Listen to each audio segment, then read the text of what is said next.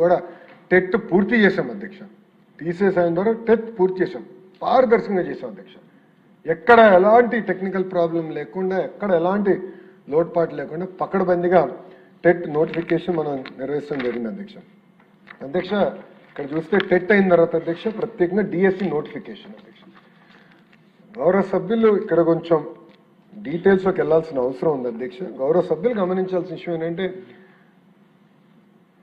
మన ఎస్సీ సోదరులది వర్గీకరణ ఇష్యూ వచ్చినప్పుడు ఫస్ట్ ఆ ప్రక్రియ పూర్తి చేసి జిఏడి ద్వారా ఆర్డర్ వచ్చిన తర్వాత ఆ ఉపకులాల్ని గ్రూప్స్లోకి సెట్ చేసడానికి ఫస్ట్ ప్రక్రియ మేము చేసాం అధ్యక్ష. దాని తర్వాత స్పోర్ట్స్ని పెద్ద ఎత్తున, స్పోర్ట్స్ పర్సన్స్ని పెద్ద ఎత్తున ప్రోత్సహించాలనేది ప్రజాప్రభుత్వ నిర్ణయం. ఎందుకంటే గౌరవ ప్రధానమంత్రి శ్రీ నరేంద్ర మోడీ గారు ఏమంటున్నారంటే, ఎస్ ఒలింపిక్స్లో మన గోల్డ్ మెడల్స్ రావాలి, స్పోర్ట్స్ చాలా మంది యువకులు స్పోర్ట్స్ యాజ్ అ ప్రొఫెషన్గా తీసుకోవాలి, దాని తర్వాత వాళ్ళు రిటైర్ అయినప్పుడు వాళ్ళకి ఎలాంటి ఇబ్బంది లేకుండా చూసుకోవాల్సిన బాధ్యత ప్రభుత్వాలపైన ఉన్నాయని ఆయన చాలా స్పష్టంగా చెప్పి కేంద్రంలో ఒక అద్భుతమైన పాలసీ తీసుకొచ్చారు. ఆ పాలసీని మనం దాన్ని అడాప్ట్ చేసుకుని చాలా డీటెయిల్డ్గా వెళ్ళాం కనుక మీరు చూస్తే గతంలో 29 స్పోర్ట్స్ కేటగిరీలు ఉంటే కేంద్ర ప్రభుత్వ నోటిఫికేషన్ ప్రకారం 65 స్పోర్ట్స్ కేటగిరీలు మనం అడాప్ట్ చేసుకుంటాం జరిగింది అధ్యక్ష.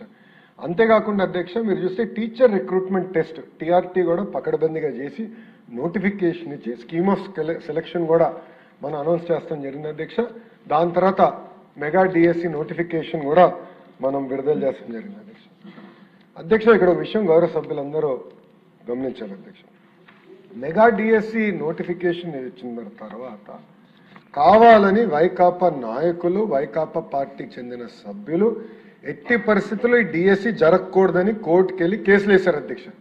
148 రోజుల్లో 141 కేసులు డిఎస్సి జరగద్దు, డిఎస్సి ఆపండి అని కేసులు వేశారు అధ్యక్ష. అంటే ఇది ఎందుకు చెప్తున్నానంటే గౌరవ సభ్యులందరూ కూడా ఎట్టి పరిస్థితుల్లో డిఎస్సి జరగకూడదు, ఇది గౌరవ ముఖ్యమంత్రి గారి తొలి సంతకం, అది ముందర వెళ్ళకూడదన్న లక్ష్యంతో వైకాపా నాయకులు ఆనాడు కేసులు వేసినా మనం ఇచ్చిన నోటిఫికేషన్ పకడ్బందీగా ఉంది కనుక, అన్ని రూల్స్ పాటించాం కనుక అధ్యక్ష నేను డిపార్ట్మెంట్ కూడా చెప్పాను, నోటిఫికేషన్ ఎక్కడన్నా లీగల్ స్క్రూటినీలో ఫెయిల్ అయితే మటుకు I will be very serious on department అని చెప్పాను అధ్యక్ష.